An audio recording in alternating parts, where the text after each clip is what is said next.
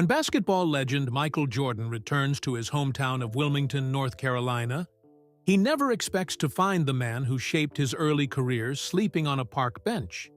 Coach Vernon Watkins, the first person who saw greatness in youngs. Michael has lost everything: his job, his home, his health. What begins as a simple act of kindness evolves into something far more profound, as Michael discovers his mentor is hiding a devastating secret. As Michael works to restore Coach Vern's dignity and purpose by rebuilding the community center where they first met, neither man realizes their reunion will lead to a heart-shattering revelation that will change them both forever. Michael Jordan checked his watch as he strolled through Riverview Park in Wilmington, North Carolina. The early morning sun cast long shadows across the empty basketball courts where he had once played as a boy. At 59 years old, Michael still moved with the grace of an athlete, though his knees sometimes reminded him of all those gravity-defying dunks. Michael Jordan checked his watch as he strolled through Riverview Park in Wilmington, North Carolina. The early morning sun cast long shadows across the empty basketball courts where he had once played as a boy. At 59 years old, Michael still moved with the grace of an athlete, though his knees sometimes reminded him of all those gravity-defying dunks. He hadn't planned to visit his hometown this week. A last-minute change in his business schedule had opened up 3 days, and something pulled him back to where it all began. Maybe it was the dreams he'd been having lately. Dreams of being small again, of struggling to reach the hoop. The park looked different now. New equipment, fresh paint, but the same spirit. Kids would be here later, dreaming their own dreams of greatness. Michael smiled at the thought. As he rounded the path near the old community center, he noticed a man sitting alone on a bench. Something about the man's posture, shoulders rounded but still proud, caught Michael's attention. The man wore layers of tattered clothes despite the warm spring day, a scraggly gray beard covering most of his face. A dirty Chicago Bulls cap sat low on his head. Michael was used to being recognized. Even here in his hometown, people usually did double takes or approached nervously for autographs. He pulled his own cap lower and was about to walk past when the man spoke. "Well, I'll be. If it ain't Air Mike with the crossover." Michael stopped cold. No one had called him that in over 40 years. It was a nickname from before Air Jordan existed, from when he was just a skinny kid trying to master his first moves. He turned slowly toward the man who hadn't moved from the bench. "Excuse me?" Michael asked, studying the stranger's face. The man tilted his head up, and beneath the dirt and time, Michael caught a glimpse of familiar eyes, kind but demanding, the eyes that had once seen potential in him when he couldn't see it himself. "Coach Vern?" Michael whispered. The man's weathered face cracked into a smile, revealing a missing tooth. The one and only. Though not much of a coach these days, Michael Jordan, who had faced down the greatest players in basketball history, who had built a billion-dollar empire, who never showed weakness on court or in the boardroom, felt his legs go weak. He lowered himself onto the bench, keeping a small distance between them. "Coach Vernon Watkins," Michael said, still trying to connect this homeless man with the giant of his childhood memories. "I don't understand. What happened to you?" "Coach." Vern shrugged. "Life, Mike. Just life." A heavy silence fell between them. Michael's mind raced through memories. Coach Vern showing him how to position his fingers on the ball just right.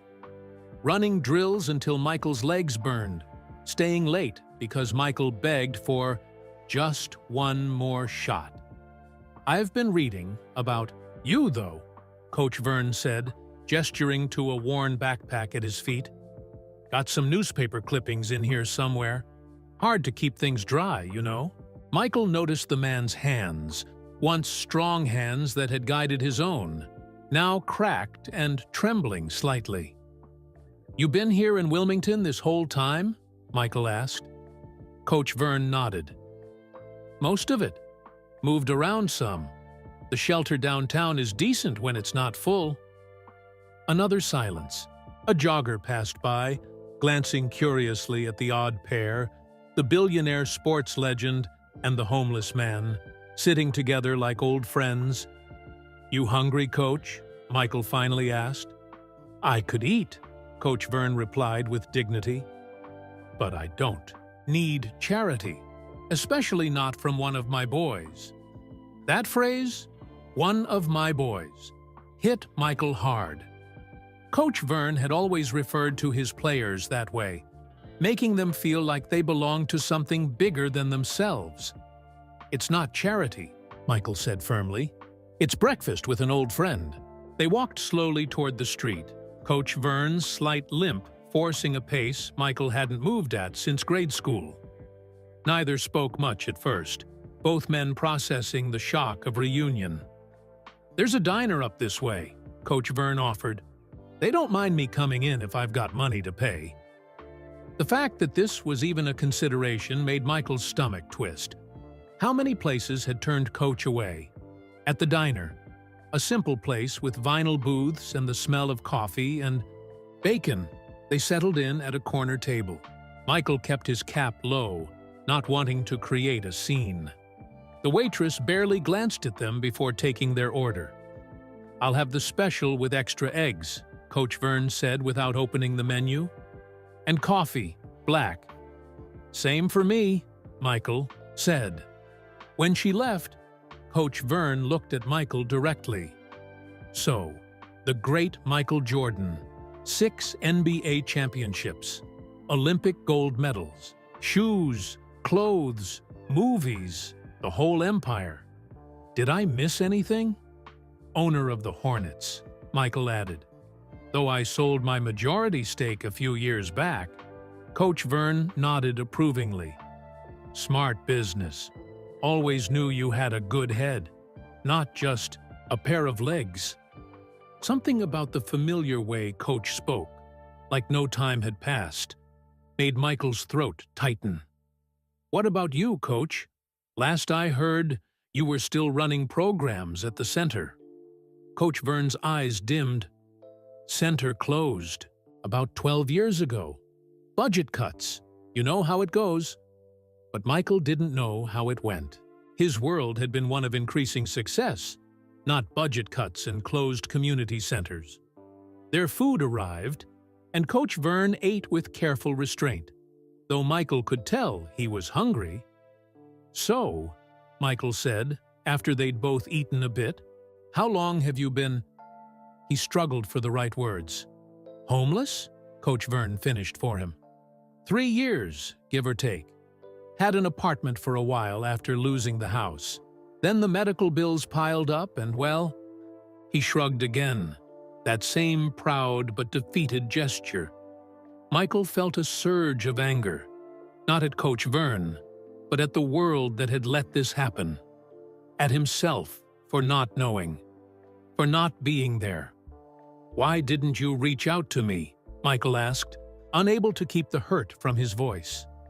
Coach Vern put down his fork and looked Michael straight in the eye, just like he used to before delivering a hard truth about Michael's game.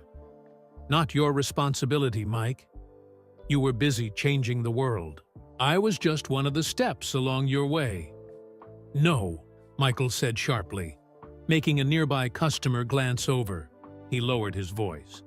"No, you were never just a step. You were the first person who saw what I could be, who pushed me. You bought me my first real basketball shoes when my family couldn't afford them." Coach Vern smiled slightly. "You remember that, huh? They were on sale. Nothing special. They were everything to me," Michael said quietly. Coach Vern took a long sip of his coffee, his hands steadier now with food in his stomach. "Well, look at you now. Guess they were worth it." Michael sat frozen, staring at his former mentor. The same man who had once stood tall and confident, guiding dozens of neighborhood kids, was now homeless and hungry. The man who had given Michael the foundation for everything he'd achieved had nothing to show for his own life's work. In that moment, Michael Jordan, who had faced every challenge with unwavering determination, felt utterly lost. "You remember the first day you came to the center?" Coach Vern asked, cutting through Michael's thoughts. Michael's mind drifted back, the diner around them fading away. It was summer 1975. 8-year-old Michael shuffled into the Wilmington Community Center, all skinny arms and legs. His mother had insisted he find something to do besides wearing holes in his sneakers, racing around the neighborhood. "You were the smallest kid there," Coach Vern said, smiling at the memory. "But loudest, too," Michael laughed. "I talked a big game." "That you did." Young Michael had bounced from activity to activity that day, unable to settle, until he wandered into the gym where Coach Vernon Watkins was running drills with some older boys. Michael stood transfixed, watching the ball dance between players, the beautiful rhythm of it. Coach Vern had noticed him lingering by the door. "Just gonna watch, or you gonna play?" he'd called out.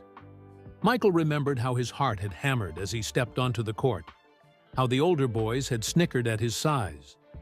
But Coach Vern hadn't laughed. He'd placed a basketball in Michael's small hands, adjusting his fingers on the leather. "Like this," he'd said. "Feel that? That's control." "You stayed 2 hours after your shift to work with me that first day," Michael said now, in the diner, "even when the other boys left." Coach Vern shrugged. "Saw something in you. A fire." Michael remembered the countless afternoons that followed. While other coaches focused on the naturally gifted players, Coach Vern invested in the skinny boy with the big mouth and even bigger determination. "Remember when funding got cut? The first time?" Michael asked. "And you paid for equipment out of your own pocket?" Coach Vern nodded. Kids needed somewhere to play. Michael had been 11 then.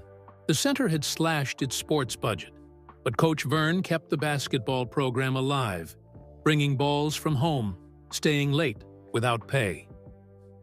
"You told me something that year I never forgot," Michael said. Coach Vern raised an eyebrow. "Heart beats height any day," Michael quoted. Coach Vern's eyes brightened. "Well, look at you. Remember my old sayings better than I do." It had become Michael's mantra through junior high, when he was still waiting for his growth spurt. When he got cut from the varsity team sophomore year, those words had kept him going. "Used to make you do those terrible drills," Coach Vern recalled. "What did you call them?" "Death drills," Michael answered, feeling the burn in his calves even now. "Up and down the court until I couldn't stand. You made me dribble with books, balanced on my arms. To fix that wild handling of yours," Coach Vern said. "You were all speed, no control." Michael remembered one particularly brutal summer day when he was 13. The center's air conditioning had broken, and sweat poured down his face as he ran drill after drill. The other boys had given up, collapsing on benches, but Michael kept going, determined to master a crossover move that eluded him. "You stayed 4 hours that day in August," Coach Vern said, as if reading Michael's mind. "No water breaks. I had to force you to stop before you passed out. You said champions aren't born in comfort." Coach Vern's eyes crinkled. "Sounds like something I'd say." There was the day Michael's father had been laid off temporarily, and the family had to count every penny. Michael had outgrown his cheap sneakers, his toes curling against the front. His game suffered as he slipped on the court. He'd tried hiding it, but Coach Vern noticed everything. The next day, Coach had presented him with a box. Inside was a pair of proper basketball shoes. Not fancy, but solid, with good ankle support. My feet are about the same size, Coach Vern had claimed, though Michael later realized the shoes were brand new.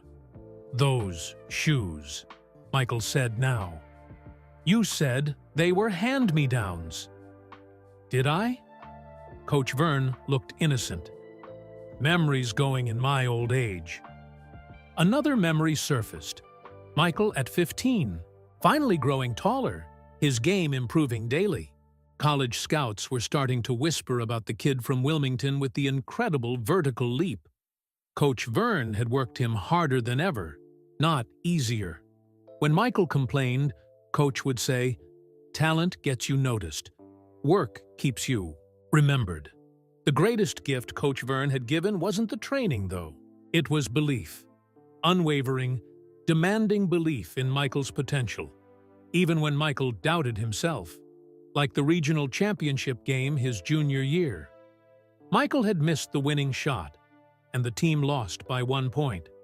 He'd been devastated, avoiding everyone. Coach Vern found him sitting alone behind the gym. Instead of comfort, Coach had given him a basketball and pointed to the court. "You missed. So what? Champions miss.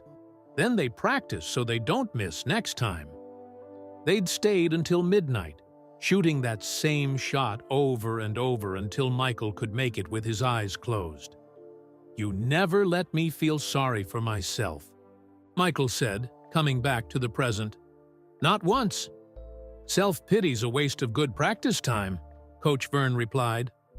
The waitress refilled their coffee cups. Michael stared at his former mentor, trying to reconcile the strong, unstoppable man from his memories with the homeless person sitting across from him. "When I left for college," Michael said slowly, "I promised you something. Do you remember?" Coach Vern looked down at his worn hands. "You said you'd make me proud." "And did I?" Michael asked, suddenly needing to know. Coach Vern looked up, his eyes clear and certain. "Every single day, Mike. Every single day." Michael swallowed hard. He had conquered the basketball world, built an empire, become a global icon.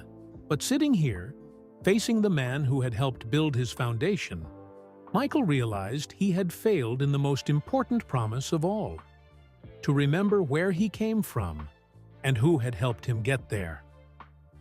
"Coach," Michael said firmly. Decision. Crystallizing. "We need to talk about what happens next." Coach Vern's expression hardened slightly. "I told you, Mike, I'm not looking for handouts." "It's not a handout," Michael insisted. "At least let me get you cleaned up, maybe some new clothes. Then we can figure things out." Coach Vern looked down at his tattered jacket, then back at Michael. After a long moment, he nodded slowly. "One day," he said. "I'll give you 1 day.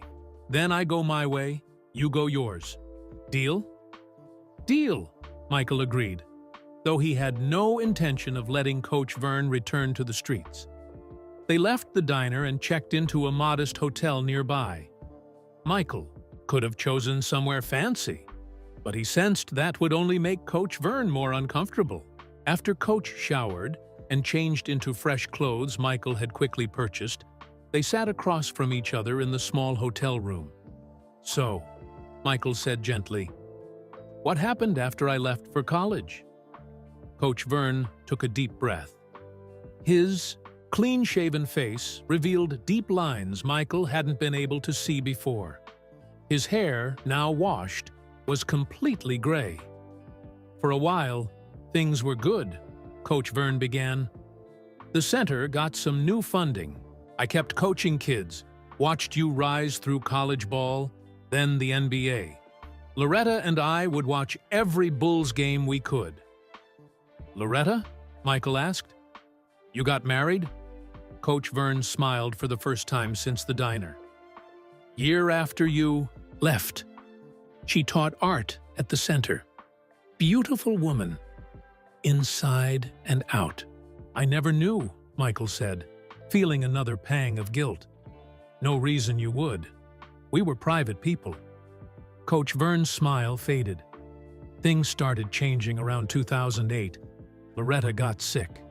Cancer. Michael's heart sank. I'm sorry. Fought it 3 years. Toughest person I ever met, including you.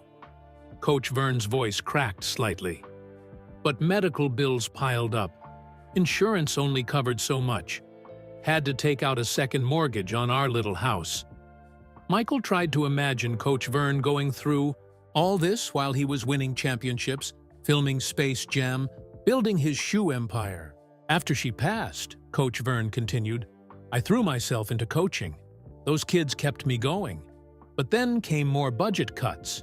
The center reduced my hours, then eliminated my position altogether in 2012. They just let you go? After all those years? Michael couldn't hide his disbelief. New management, new priorities. They wanted computer labs, not basketball courts. Coach Vern shrugged. Can't say they were wrong. World was changing. Michael shook his head. Still not right. Tried other jobs, security guard, school janitor. But then came the stroke. Stroke. Michael looked at Coach Vern more carefully, noticing the slight drooping. On the left side of his face, the way his left hand didn't grip as firmly as his right. Nothing major, Coach Vern said dismissively, but enough that physical work got harder. Left me with this limp and slurred speech when I'm tired. I hadn't noticed, Michael said truthfully. I'm managing it better now, but back then, couldn't keep steady work. Fell behind on the mortgage. Bank foreclosed in 2019. Michael felt a surge of anger. There are programs, assistants. Tried them all. Coach Vern interrupted. Too much red tape. Too many forms. After a while, pride gets in the way too. What about family? Friends? No kids. Loretta's family is all gone. My sister died years ago. As for friends, he paused. People get uncomfortable around hardship, Mike. They start avoiding you. Can't blame them, really. Michael thought about his own circle. Business partners, celebrities, employees. How many were true friends? Stayed with a buddy for a while, Coach Vern continued. Then a shelter. Had a small apartment for a bit, working part-time at a convenience store. But then COVID hit. Michael winced. The pandemic had been rough on everyone, but especially on those already struggling. Store closed. Unemployment helped for a while, but when that ran out, Coach Vern gestured vaguely. Streets, ever since. 3 years, Michael said quietly. You've been homeless for 3 years. Coach Vern nodded. Some days better than others. Library lets me stay warm and read during the day. Food bank twice a week. Church shelter when it's too cold. Michael was finding it hard to breathe. All this time, while he'd been adding to his billions, Coach Vern had been fighting for survival. Why didn't you try to contact me? Michael asked, the question that had been burning inside him. Coach Vern looked at him steadily. And say what? Hey, Mike, remember me? Your old coach? I'm down on my luck. Need some cash? He shook his head firmly. That's not who I am. Never taught you to beg, did I? It wouldn't have been begging, Michael insisted. Besides, Coach Vern continued, I kept up with you. Library has internet. Newspapers in the trash are still readable. A small smile crossed his face. Sometimes I'd stand outside electronics stores to watch you on the display TVs. Last time was the Hall of Fame speech. Proud moment. Michael remembered that speech, how he'd thanked his family, his teammates, even opponents who'd challenged him. But had he mentioned Coach Vern? He couldn't remember. I read every article about you, Coach Vern said. Followed your whole career from the sidelines. Even knew about that gambling trouble you got into. Michael grimaced. Not my finest hour. Nobody's perfect, Coach Vern said with a shrug. Even the great Michael Jordan. They sat in silence for a moment. Outside, the afternoon sun cast long shadows through the hotel window. You know, Coach, Vern said finally, despite everything, I never felt sorry for myself. Not once. Know why? Michael shook his head. Because every time I saw a kid playing basketball, any kid, anywhere, I'd think, maybe I had something to do with that. Maybe I helped make the game bigger through you. His eyes grew distant. That's a kind of immortality, isn't it? Michael felt his throat tighten. Coach, he said, his voice husky with emotion, I'm going to help you. Not because I feel sorry for you. Because you deserve better. Coach Vern's expression was unreadable. We'll see, he said simply. Michael's phone buzzed, his assistant, wondering where he'd disappeared to. Michael silenced it without answering. Tomorrow, Michael said decisively, we start fixing this. But tonight, you rest. Real bed, real food. Doctor appointment in the morning. For once, Coach Vern didn't argue. The story had tired him, and he leaned back in his chair, suddenly looking every one of his 75 years. One day, Mike, he reminded him. That was our deal. One day at a time, Michael corrected. That's the new deal.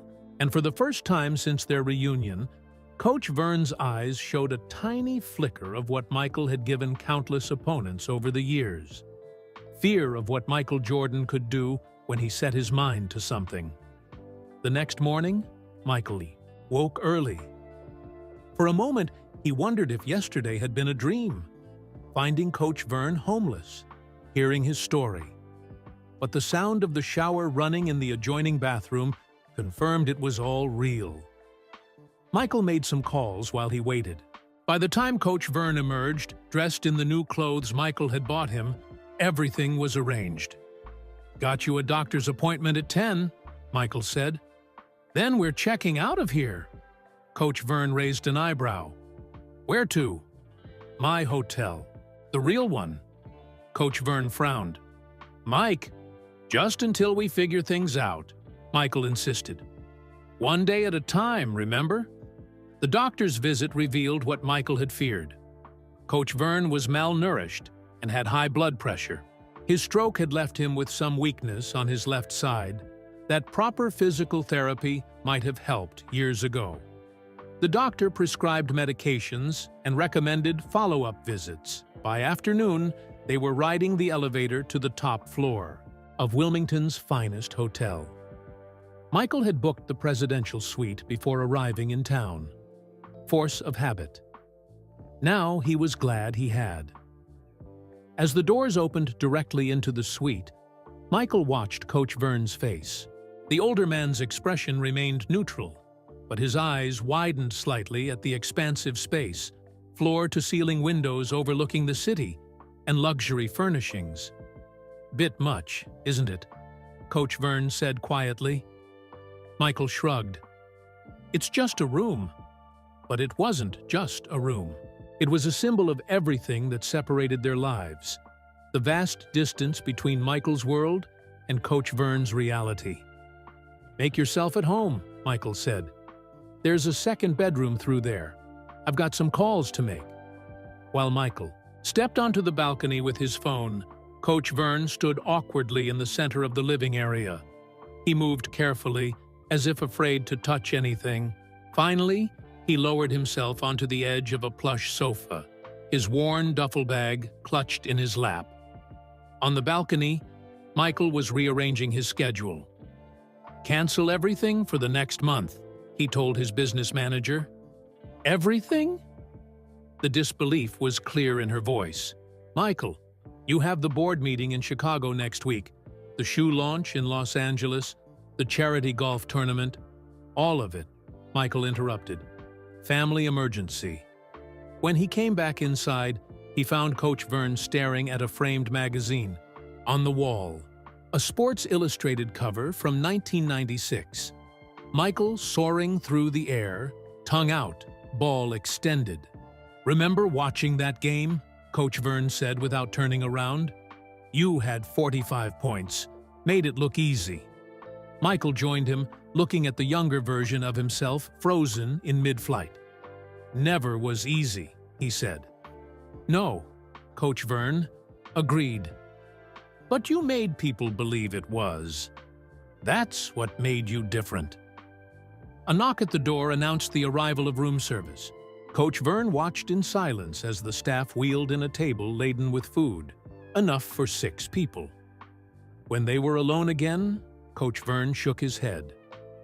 "Can't eat all this." "You don't have to," Michael said. "Old habit. Team dinners." They ate quietly, the gap between their worlds seeming to widen with every minute. Michael noticed how carefully Coach Vern used the silverware, how he took small, controlled bites despite his hunger. "This feels strange," Coach Vern finally said. "What does?" "All of this," he gestured around him. "Last night I was sleeping on a bench. Now I'm in a fancy hotel eating steak with Michael Jordan." Michael set down his fork. "You know, when I was playing, I had a ritual before big games. Used to think about where I started, the courts where I couldn't even reach the hoop without jumping, the times I got cut, the doubters." "Point being?" Coach Vern asked. "Never forgot where I came from," Michael said. "At least, I thought I hadn't." The unspoken accusation hung in the air. If Michael truly hadn't forgotten, how had he allowed Coach Vern to end up homeless? "Not your job to keep tabs on an old coach," Coach Vern said, reading his thoughts. "Maybe not," Michael admitted. "But it shouldn't have happened." After dinner, they watched TV. A sports channel was showing classic NBA moments.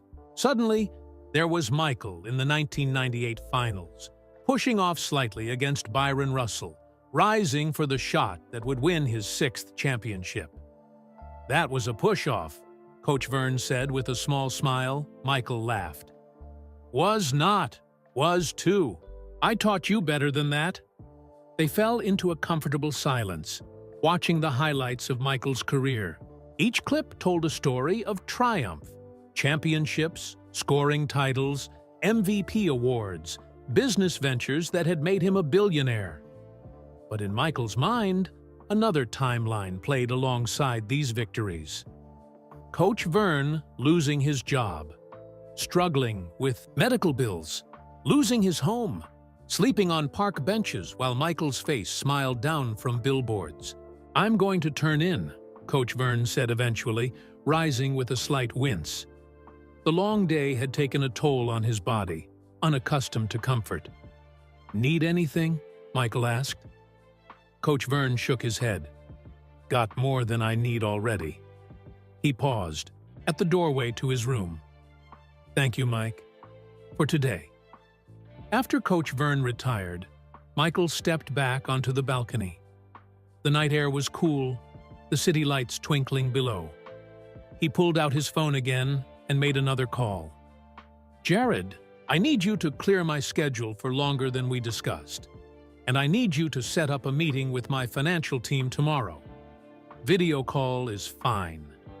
He paused, looking out at the city where he grew up, where Coach Vern had shaped him. "We're going to be making some major changes." When he hung up, Michael stood alone with his thoughts. In his career, he had faced every challenge with absolute certainty. But tonight, staring at the vast gap between his world and Coach Vern's, he felt something unfamiliar. Doubt. Not about whether to help, that was non-negotiable, but about how to bridge a divide so wide it seemed almost impossible to cross. Morning arrived with golden light streaming through the suite's windows. When Michael emerged from his room, he found Coach Vern already awake, standing by the window, gazing out at the city. "Sleep okay?" Michael asked. Coach Vern nodded. Too well. Bed was so soft I kept thinking I'd fall through it. After breakfast, Michael outlined his plan for the day. Thought we'd get you some proper clothes. Then another doctor appointment. Specialist this time. More doctors? Coach Vern frowned. For your stroke recovery. It's never too late to improve. Michael held up his hand before Coach Vern could protest. One day at a time, remember?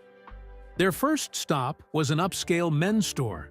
The salespeople recognized Michael immediately, their eyes darting curiously to his disheveled companion. My friend needs a complete wardrobe, Michael told them. Everything from casual to formal. Coach Vern stood uncomfortably as they took his measurements. Don't need anything fancy, he muttered.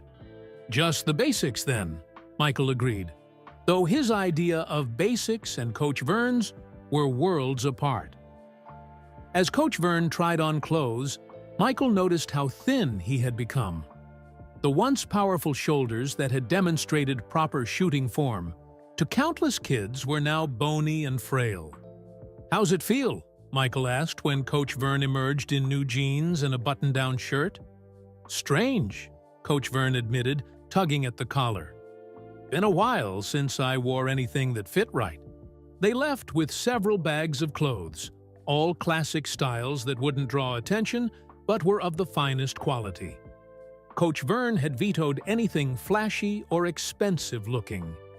Next came the specialist's appointment.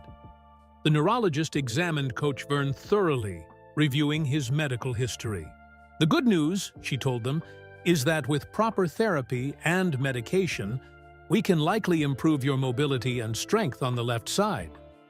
After all this time? Coach Vern asked skeptically.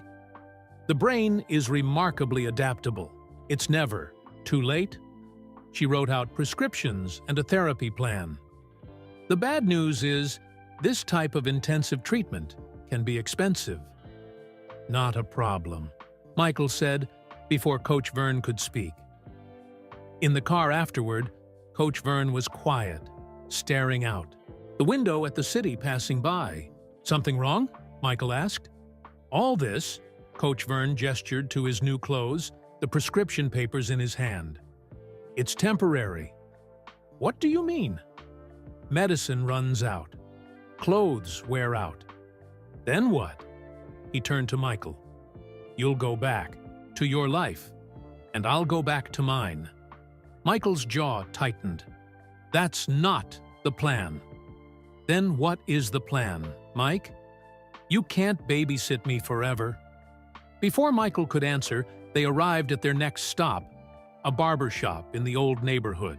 Not the fancy salon Michael's assistant had suggested, but a small, family-owned place Coach Vern might feel comfortable in. The barber, an older man named Reggie, whistled when they walked in. Well, I'll be Michael Jordan in my shop. And he peered at Coach Vern, recognition dawning. Coach Watkins. Man, I haven't seen you in years. Coach Vern smiled, the first genuine smile Michael had seen since they reunited. Reggie Phillips, you still cutting hair with your eyes closed? Reggie laughed. Only on my best days. What can I do for you, gentlemen? Coach needs the works, Michael said. Haircut, shave, the full treatment. As Reggie worked, he and Coach Vern caught up. Michael listened as they discussed people from the neighborhood, changes in the city, old times. This was Coach Vern's world, not the homeless existence he'd been living, but the community connections that had once defined him. While Coach Vern was getting a straight razor shave, Reggie nodded toward Michael. He was something special. Even as a kid, you saw it before anyone. Just did my job, Coach Vern said. Nah, it was more than that. Reggie carefully trimmed around Coach Vern's ears. You did that for all the kids. Saw something in each one, even the troublemakers, my boy Marcus included. Marcus? Coach Vern's eyes lit up. Quick hands, terrible footwork, How's he doing? Coaches high school ball over in Raleigh now. Got that from you. When they finished, Coach Vern looked transformed. The haircut and clean shave had restored some of his dignity. The new clothes fit properly. He still moved with a slight limp, but he stood straighter, his eyes clearer. Back in the car, Michael noticed Coach Vern looking thoughtfully out the window. Feel better? Michael asked. Different, Coach Vern replied. But yes, better. Good, Michael said. Because I need to ask you something important. Coach Vern turned to him, eyebrow raised. The scrapbook you mentioned, the one with all the articles about me. You kept it all those years? Coach Vern's expression softened. From your first high school game through your last championship. Every article, every photo I could find. What happened to it? Coach Vern looked away. Sold it to a collector 2 winters ago. Got enough for a motel room during a cold snap. Probably saved my life. Michael felt like he'd been punched in the gut. The thought of Coach Vern having to sell his memories to survive was unbearable. I've been thinking, Michael said carefully, about what happens next. And? I need you to trust me, Michael said. Can you do that? Just for a little while longer? Coach Vern studied him silently, the way he used to study Michael's form when he was learning to shoot. Finally, he nodded. Once. I trusted you to make that last-second shot in the state championship. Guess I can trust you with this too. It wasn't much, but it was a start. A first step across the divide. That evening, they returned to the hotel suite. Michael had arranged for dinner to be served on the balcony. Simple food this time, fried. Chicken and mashed potatoes that reminded both men of team meals long ago. Got something to show you, Michael said when they'd finished eating.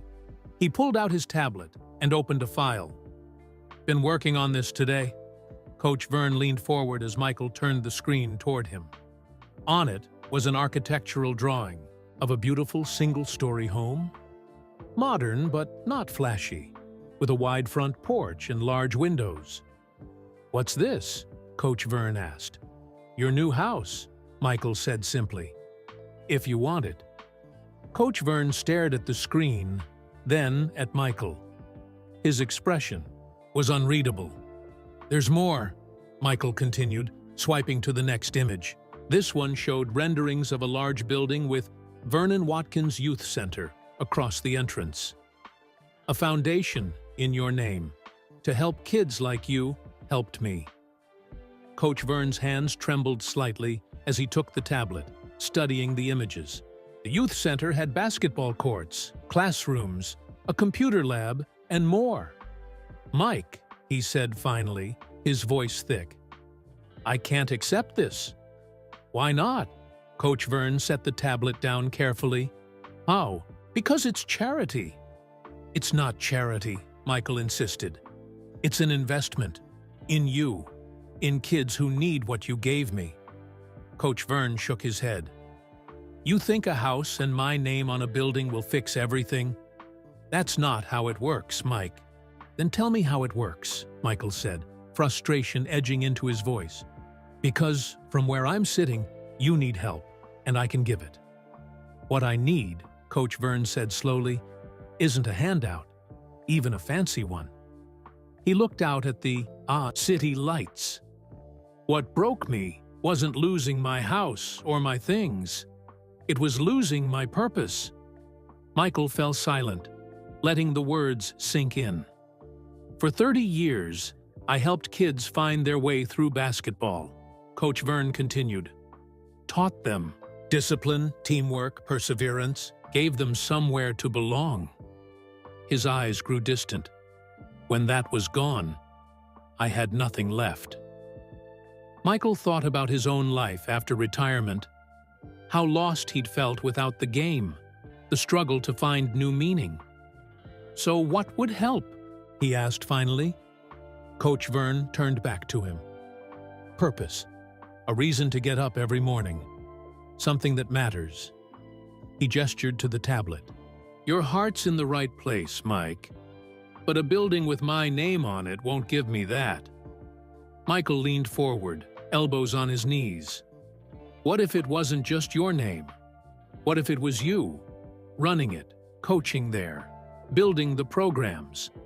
At my age? After everything?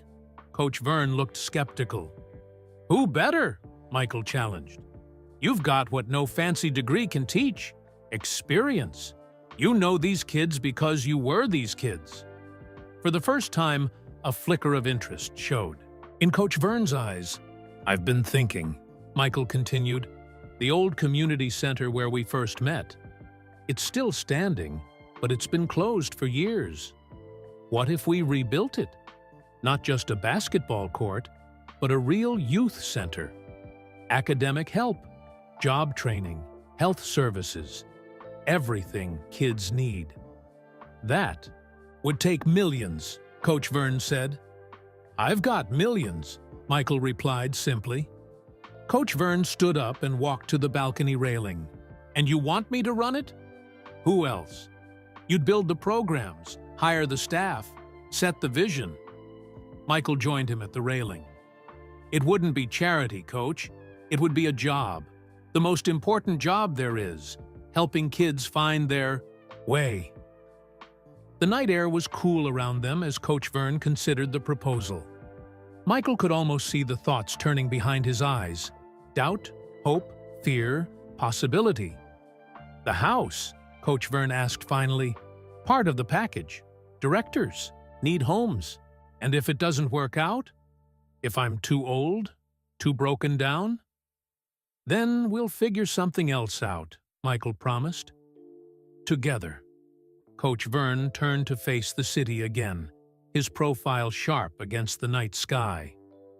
There would have to be rules. Name them. No publicity stunts. No cameras following me around showing how generous Michael Jordan is. Michael nodded. Done. Good programs, not flashy ones. Substance over style. Agreed. And my name doesn't go on anything until we prove it works, Coach Vern insisted. Let the results speak first. That's not how naming rights usually work, Michael pointed out. Take it or leave it, Coach Vern said firmly. Michael smiled. There's the Coach Vern I remember, always driving a hard bargain. A comfortable silence fell between them. In the distance, they could see the old neighborhood where it had all begun, where a young Michael Jordan had first learned to believe in himself under Coach Vern's demanding guidance. I need to think about it, Coach Vern said finally. This is a lot to take in. Take all the time you need, Michael replied. Coach Vern turned to face him fully. Can I ask you something, Mike? The truth? Of course. Why are you doing this? Really? His eyes searched Michael's face. Is it guilt? Obligation? Good publicity? Michael considered the question carefully. Heart guilt, maybe, he admitted. I should have kept in touch. Should have known you were struggling. He paused. But it's more than that. You gave me something no one else did. Belief.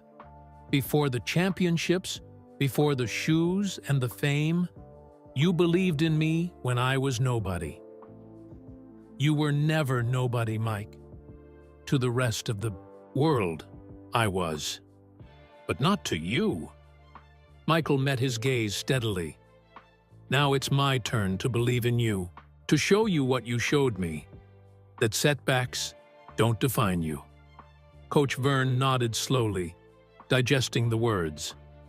Heart beats height, he murmured. Every day, Michael finished. Coach Vern extended his hand. Michael took it, feeling the strength, still present in the older man's grip. I'll think about it, Coach Vern repeated. That's all I can promise right now. That's enough, Michael said. Later, after Coach Vern had retired to his room, Michael sat alone on the balcony. His phone lit up with messages and emails, business deals waiting, appearances scheduled, demands on his time. For the first time in years, none of it seemed important. What mattered was in that other room, the man who had shaped his foundation, who had given him the tools to become Michael Jordan. The man who now needed Michael to believe in him just as fiercely as he had once believed in a skinny kid from Wilmington. Michael made another call. "Change of plans," he told his assistant. "We're staying in Wilmington indefinitely, and I need you to set up a meeting with the city about a property purchase. The old community center on Pine Street." The first real promise had been made, not with words, but with action. Morning arrived with golden sunlight streaming through the suite's windows. Michael woke early, energized by the plan taking shape. He ordered breakfast and knocked on Coach Vern's door, eager to continue their discussion. No answer. "Coach?" Michael knocked again, louder. Still nothing. Michael tried the door. It wasn't locked. Inside, the bed was made, almost untouched. The bathroom was empty. The new clothes were nearly arranged on the dresser. Coach Vern was gone. On the nightstand lay a single piece of hotel stationery. Michael picked it up, his hands suddenly unsteady. "Mike," it read in careful handwriting. "Thank you for your kindness. Some paths must be walked alone. Don't worry about me." "Coach Vern." Michael crumpled the note in his fist. He rushed to the hotel lobby, questioning the staff. No one had seen an older man leave. The security cameras showed Coach Vern slipping out a side entrance around 5 a.m. before dawn. Michael spent the morning searching. He drove through downtown, scanned the shelters, and finally made his way to the park where they had first reunited. The basketball courts were filled with kids now, playing and laughing in the late morning sun. No sign of Coach Vern. By noon, frustration had replaced worry. Why would Coach Vern leave? Just when things were looking up, when there was a real plan to help him, why would he disappear? Michael made one last stop, the bench where he had found Coach Vern 3 days ago. As he approached, his heart jumped. There he was, sitting quietly, staring at the basketball courts, his few possessions in the tattered backpack beside him. "Been looking everywhere for you," Michael said, dropping onto the bench. Coach Vern didn't seem surprised to see him. "Figured you might come here eventually." "Why did you leave?" Michael demanded, anger and relief mixing in his voice. Coach Vern sighed deeply. "Woke up at 4, couldn't get back to sleep. Too many thoughts." He gestured to the park around them. "Needed space to think. This made more sense than that fancy hotel." "You could have left a better note," Michael said. "Had me worried." "Sorry about that." They sat in silence for a moment, watching the kids play. "So, did your thinking lead anywhere?" Michael finally asked. Coach Vern turned to face him. "I'm afraid to hope again, Mike. That's the truth of it." Michael hadn't expected such raw honesty. "After Loretta died, I hoped things would get better," Coach Vern continued. "When I lost my job, I hoped I'd find another. When the stroke hit, I hoped for recovery." His voice grew heavier with each sentence. Each time, things just got worse. After a while, hope becomes the enemy. "It doesn't have to be that way this time," Michael insisted. "Doesn't it?" Coach Vern challenged. "What happens when the novelty wears off? When helping your old coach isn't exciting anymore? When your business needs you back?" "That won't happen." "It always happens," Coach Vern said quietly. "People mean well, but they move on. Life pulls them back to their own concerns." Michael felt his frustration building. "You think I'm doing this for fun? As some kind of hobby?" "I think," Coach Vern said carefully, "that you feel guilty. You found me homeless and it shocked you. Now you want to fix it, the way you fix everything. But people aren't basketball games, Mike. You can't just will them to a win. The words hit Michael like a physical blow. Throughout his career, he had overcome every obstacle through sheer determination and work. But Coach Vern was right. This was different. There's something else, Coach Vern added, looking back at the basketball courts. Something I haven't told you. Michael waited. I'm afraid I'll fail again, Coach Vern admitted. The kids I coached, you weren't the only success story, but there were others I couldn't reach. That happens to every coach, Michael said. Coach, Vern shook his head. Not like this. He pointed to a spot across the park. See that corner? That's where Darius Williams used to hang out. Incredible natural talent. Better than you at the same age. Never heard of him, Michael said. Because he never made it. Coach Vern's voice cracked slightly. I tried everything with that boy. Extra coaching, tutoring. Even had him over for dinner with Loretta and me. Nothing stuck. Lost him to the streets when he was 17. Overdosed at 22. Pain etched deep lines in Coach Vern's face as he continued. There were others. Marcus got out. You met Reggie at the barbershop, but his brother Kevin ended up in prison. Tanya had a full ride to UNC, then got pregnant senior year. Never went. DeAndre? He trailed off, the weight of these stories pressing down on him. You think you only succeeded with me, Michael said, understanding dawning. I know it, Coach Vern replied. The one kid who made it big happens to find me all these years later. What are the odds? It's like the universe playing some cosmic joke. It's not a joke, Michael said firmly, and I refuse to believe I'm the only one you helped. Coach Vern looked away. Believe what you want. They sat in tense silence, the divide between them suddenly wider than ever. Your plan is generous, Coach Vern finally said. But what happens if, when, I fail again? When the new center doesn't save every kid? When some still choose the wrong path despite everything we offer? Michael had no easy answer. In basketball, the scoreboard told the whole story. Win or lose. But in life, success and failure weren't so clearly defined. Maybe, Michael said carefully, success isn't about saving everyone. Maybe it's about giving everyone a fair chance. Coach Vern considered this. Pretty words. I mean it, Michael insisted. You gave me a chance, Coach. That's all, a chance. I did the rest. He stood up, frustration boiling over. But if you're determined to see yourself as a failure, I can't change your mind. He took a few steps away, then turned back. The offer stands. New center, your vision, your rules. But I can't want it for you. You have to want it for yourself. With that, Michael walked away, leaving Coach Vern alone on the bench, surrounded by the growing shadows of late afternoon. Sometimes moving forward meant taking a step back.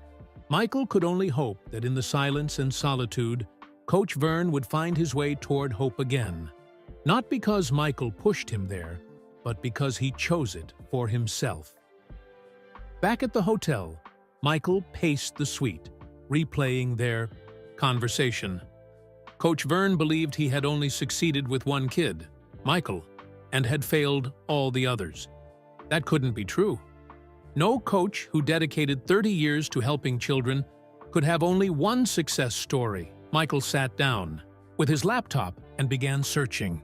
He started with the names Coach Vern had mentioned: Darius Williams, Marcus, and Kevin Phillips. Tanya, though he didn't know her last name. He found an obituary for Darius from 15 years ago, survived by his mother, Gloria Williams, and sister, Shanice Williams. There was an address for sending condolences. A social media search for Marcus Phillips revealed a profile for a basketball coach at Eastside High in Raleigh. His profile picture showed a smiling man in his 40s with a whistle around his neck. Kevin Phillips was harder to find, but a news article from 5 years ago mentioned his release from prison and his work with a re-entry program helping ex-offenders. Michael made some calls. His fame opened doors, and by evening, he had addresses and phone numbers for several people who had been part of Coach Vern's programs over the years. The next morning, Michael drove to a small house on the east side of Wilmington. He checked the address twice before knocking. A middle-aged woman opened the door, her eyes widening in recognition. "You're Michael Jordan," he finished for her. "Are you Gloria Williams?" She nodded, speechless. "I'm looking for information about your son, Darius. He was coached by Vernon Watkins. May I come in?" Gloria's living room was neat but modest, with photos covering one wall. Many showed a young man with a bright smile and a basketball. "That's Darius," Gloria said, following Michael's gaze. "Vernon's star before you came along?" Michael studied the photos. Coach Vern mentioned him, said he had incredible talent. "More than talent," Gloria said, sitting across from Michael. "Ah, that boy could fly. Vernon saw it right away." Her expression softened. "He spent more time with my boy than his own father ever did." "Coach Vern thinks he failed Darius," Michael said carefully. Gloria shook her head firmly. "Vernon Watkins is the reason I had my son until he was 22 instead of losing him at 15, like so many mothers around here." She pointed to another photo, Darius in a cap and gown. "He graduated high school because Vernon wouldn't let him quit. Started community college, too. But the drugs," Michael began, "happened after Vernon's program lost its funding," Gloria explained. "When that community center cut back hours, kids like Darius had nowhere to go. The streets got him." Michael took notes on his phone as Gloria shared stories about Coach Vern's impact on Darius and other neighborhood kids. Before leaving, Michael asked if she would record a short video message for Coach Vern. Tears in her eyes, Gloria agreed. Looking directly into Michael's phone camera, she said, "Vernon, you didn't fail my boy. You gave him his best years. Don't you ever think different." Throughout the day, Michael visited more people connected to Coach Vern's past. Marcus Phillips, now coaching high school basketball, credited Coach Vern with keeping him focused when his brother fell into trouble. Coach used to say, "You can't control what happens to you, only how you respond," Marcus told Michael. "That saved me when Kevin went to prison. Now I tell my players the same thing." Michael found Tanya Johnson working as a nurse. She laughed when he mentioned Coach Vern's belief that he'd failed her. "Failed me? He's the reason I finished high school after getting pregnant. Coach Vern arranged my schedule so I could attend classes while pregnant, found people to watch my daughter when I went back. He even drove me to community college for nursing classes when my car broke down." By late afternoon, Michael had spoken with 8 former students of Coach Vern's. Not all were basketball players. Some had just used the community center for tutoring or as a safe place to hang out. Their stories varied, but one theme remained constant.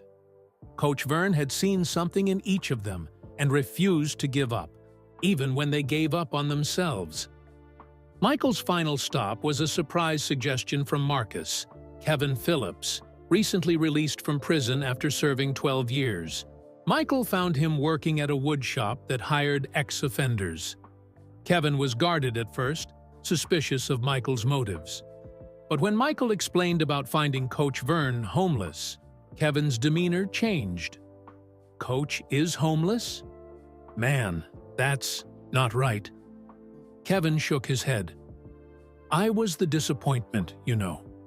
The one who didn't listen. Coach tried everything with me." "He thinks he failed you," Michael said. Kevin's laugh was tinged with regret. I failed him, not the other way around. But you know what? When I was inside, he wrote to me. Every month for 12 years. Who does that for a kid who threw away every chance they got? Kevin reached into his wallet and pulled out a worn piece of paper. Last letter he sent before I got out. Read it. Michael unfolded the paper carefully. The handwriting was the same as the note Coach Vern had left at the hotel. Kevin, it read, proud to hear about your carpentry certification. Remember what I always told you. It's never too late to become what you might have been. I believe that for you now, just as I did when you were 14. Coach Vern. He never gave up on me, Kevin said simply, even when I gave up on myself. Kevin agreed to record a message too. Looking straight into the camera, his eyes intense, he said, Coach, you told me it's never too late. That goes for you too. Whatever you're going through, it's not the end of your story. As the sun began to set, Michael made one last call to a local restaurant owner who had offered his private room for the evening. Then he texted an invitation to Coach Vern, not knowing if he would respond. Dinner at Giovanni's at 7. Private room in back. Just us. Please come. By 6:45, Michael was at the restaurant, a laptop set up on the table. On it was a video he had compiled throughout the day, messages from Coach Vern's former students, their stories, their gratitude. At 7:15, Michael was still alone. He checked his phone. No response. At 7:30, the door opened. Coach Vern stood there, hesitant. Wasn't sure you'd come, Michael said. Wasn't sure myself, Coach Vern admitted. He sat down across from Michael. If this is another sales pitch, it's not, Michael interrupted. It's the truth, your truth. He turned the laptop toward Coach Vern. I need you to watch this. As the first face appeared on screen, Gloria Williams, Darius's mother, Coach Vern's expression changed from skepticism to disbelief. How did you? Just watch, Michael said gently. As each person shared their story, how Coach Vern had changed their trajectory, given them tools to succeed, or simply been there when no one else was, tears gathered in the old coach's eyes. When Kevin's message played last, Coach Vern covered his face with his hands. Michael waited until the video ended before speaking. You didn't fail them, Coach. You gave them exactly what you gave me, a chance. What they did with it wasn't up to you. Coach Vern's shoulders shook slightly. When he finally looked up, his eyes were red, but clear. Thank you for this, he said softly. Didn't know, didn't realize. There's more where they came from, Michael said. Dozens more, probably hundreds. Your legacy isn't just me, Coach. It's all of them, too. Coach Vern sat quietly, absorbing the impact of the video testimonials. The restaurant staff had discreetly kept their distance, understanding. Something important was happening in that private room. I never expected thanks, Coach Vern finally said. That wasn't why I did it. I know, Michael replied. That's what makes you different. Coach Vern took a sip of water, his hand steadier than it had been days ago. Gloria looks good. And Kevin, I never thought he'd... He shook his head in wonder. They ordered dinner, and as they ate, Michael shared more stories he'd gathered throughout the day. Coach Vern listened intently, occasionally adding details about a particular child or situation Michael had discovered. Why did you think you only succeeded with me? Michael asked when there was a lull in the conversation. Coach Vern set down his fork. The failures are louder than the successes, Mike. When you lose a kid to the streets, to drugs, to prison, it haunts you. You remember the ones you couldn't save? But you saved so many, Michael countered. Not all. Coach Vern's expression darkened. Not enough. Michael recognized the look. He'd seen it in his own mirror after particularly devastating losses, the face of someone who couldn't accept anything less than perfection, who took each failure as a personal indictment. "There's something else, isn't there?" Michael asked. "Something more than what you've told me." Coach Vern was silent for a long moment. Then he nodded once, decisively. "Need to show you something," he said. "Tomorrow morning, if you're still willing to listen." "I'm here as long as it takes," Michael assured him. The next morning dawned clear and cool. Michael picked up Coach Vern from the hotel where he had agreed to stay for the night. The older man seemed different today, resolved, as if preparing himself for something difficult. They drove in silence until Coach Vern directed Michael to turn into Oakdale Cemetery. The historic graveyard was peaceful in the morning light, ancient oaks creating dappled shadows across the well-kept grounds. "Park here," Coach Vern instructed. They walked together along a gravel path, Coach Vern leading the way despite his slight limp. After a few minutes, he stopped before a simple headstone. Darius Lamont Williams, 1975, 1997, forever young, a small basketball was etched into the stone above the dates. "I paid for this," Coach Vern said quietly. His mother couldn't afford it. Seemed wrong for him to have a plain marker. Michael stood silently beside his old coach, understanding now the weight Coach Vern had carried all these years. "He was better than you," Coach Vern said, a sad smile touching his lips. "Natural talent like nothing I'd ever seen. Could dunk at 13. Had your competitive fire, too." "What happened?"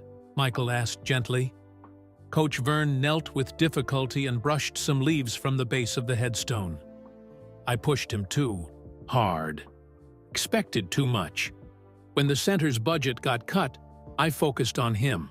Special practices, extra attention. Thought he was my ticket to proving what I could do as a coach." Michael listened, sensing Coach Vern needed to speak these words aloud. Put so much pressure on him.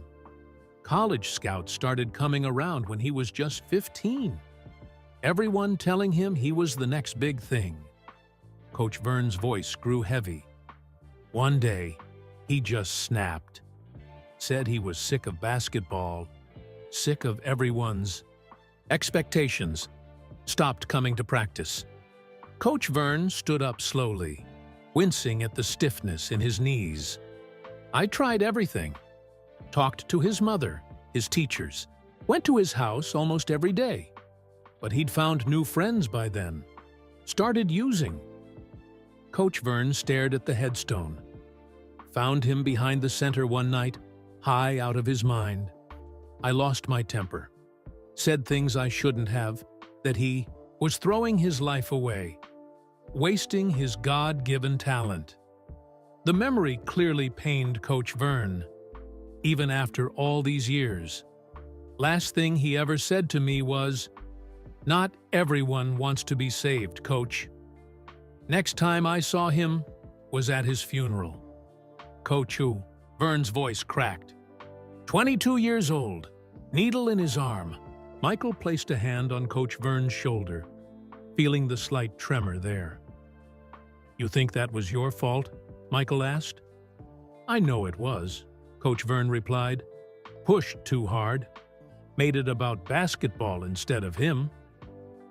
"You can't know that," Michael said. "Addiction is complicated. Lots of factors." "I was the adult," Coach Vern interrupted. His mentor. Should have seen the signs. Should have done something different. They stood in silence for a moment, the morning breeze rustling, the oak leaves above them. "After Darius," Coach Vern continued, "I changed my approach, focused less on creating great players, more on creating good people. But I never forgave myself. Every kid I couldn't reach afterward felt like another Darius." Michael thought about his own career, the crushing losses, the times he'd blamed himself when his team fell short. but he'd always had another game, another season, another chance at redemption. "When I found you on that bench," Michael said carefully, "you told me you didn't want charity. What you needed was purpose." He gestured to the grave. "Is this what's holding you back? The fear you'll make the same mistake again?" Coach Vern didn't answer immediately. When he did, his voice was barely audible. "What if I do, Mike? What if I get another chance and fail again?" I couldn't bear it. Michael walked a few steps away, collecting his thoughts. When he turned back, his expression was resolute. "You want to know the biggest lesson you taught me? It wasn't about basketball. It was about failure." Michael moved closer, making sure Coach Vern was looking at him. "Remember when I missed those free throws in the state semifinals? Cost us the game?" Coach Vern nodded. "You made me shoot 500 free throws the next day. My arms felt like they would fall off. I asked why I had to shoot so many. And you said, 'So you'll know what failure feels like,'" Coach Vern finished. "And you'll know you can survive it." "Exactly," Michael said. "You didn't teach me to avoid failure. You taught me to face it, learn from it, and try again." He gestured to Darius's grave. "That's what you need to do now. Face this, learn from it, and try again." Coach Vern closed his eyes briefly. When he opened them, they held a clarity that hadn't been there before. "I visit him every month," he admitted, "even when I was homeless. Would collect cans for bus fare if I had to." He ran a weathered hand over the top of the headstone. "Always told him what was happening with the other kids. Like he was still listening." "Maybe he was," Michael said. Coach Vern straightened up, his dignity intact despite everything he had lost. "I've been carrying him like a weight," he said. "Maybe it's time to carry him like a lesson instead." As they walked back to the car, Coach Vern seemed lighter somehow, as if setting down a burden he had carried too long. "Those videos you showed me last night," he said. "The kids who did make it. They deserve more kids like them, don't they?" "They do," Michael agreed. "And you're the one who can make that happen." Coach Vern nodded slowly. "Maybe I am." He looked back toward Darius's grave one last time. "One more stop, if you don't mind. Then I'll give you my answer about your proposal." "Time to be the car?" Michael asked. "Where to?" Coach Vern's answer surprised him. "The old community center. Need to see it again before I decide." As they drove away from the cemetery, Michael noticed Coach Vern straighten in his seat, his gaze fixed forward. Not running from his past anymore, but not imprisoned by it either. Ready, perhaps, to build something new on the foundation of everything that had come before, both the triumphs and the tragedies. The old Wilmington Community Center stood silent and abandoned, its brick facade faded from years of neglect. Windows were boarded up, and graffiti marked the walls where generations of children once played. A chain-link fence surrounded the property, with no trespassing signs hanging at intervals.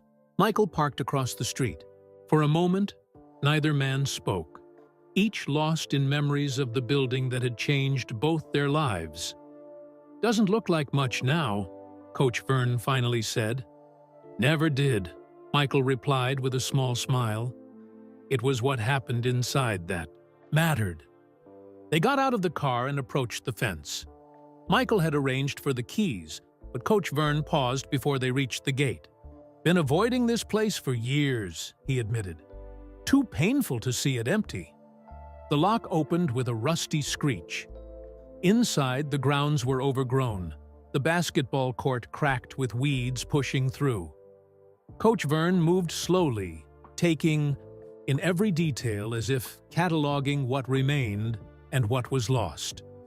At the main entrance, Michael unlocked the door, and they stepped into the musty darkness. Dust motes danced in the beams of sunlight that filtered through cracks in the boarded windows. The front desk where kids once signed in stood abandoned, visitor logs long gone. Coach Vern ran his hand along the wall as they walked down the main hallway. "Remember when this was covered with photos? Every kid who came through, we put their picture up."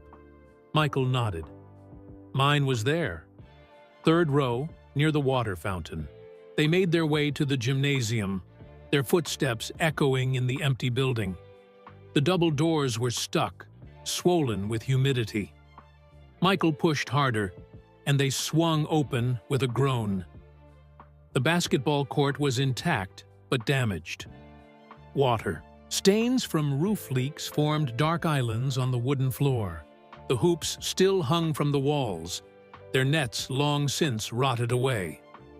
Coach Vern walked to center court and stood silently, gazing around the space. Michael waited, sensing this moment was crucial. "First day you came in," Coach Vern said finally. "You couldn't even get the ball to the rim from the free throw line. Remember that?" Michael laughed. "You made me stand closer until I could make 10 in a row, then kept moving me back inch by inch."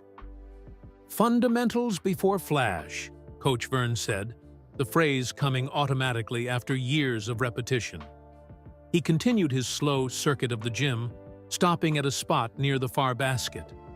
"This is where Darius learned his crossover. Fastest hands I'd ever seen." Instead of pain, there was a hint of pride in his voice now. They explored the rest of the building. The small classroom where tutoring happened, the office Coach Vern once occupied, the storage room filled with equipment long since abandoned. "Cities planning to tear it down," Michael said as they completed their tour. "Unless someone has a better idea." Coach Vern turned to him, eyes clear and focused. "I've made my decision. And I'll do it," Coach Vern said firmly. "But with conditions." Michael smiled. "I'm listening." "First, it can't just be a basketball center. These kids need more than sports." Coach Vern's voice grew stronger with each word. "Computer labs, tutoring spaces, job training, health services, a place that serves the whole child, not just the athlete." "Done," Michael agreed. "Second, no handouts. Kids earn their way, just like we did.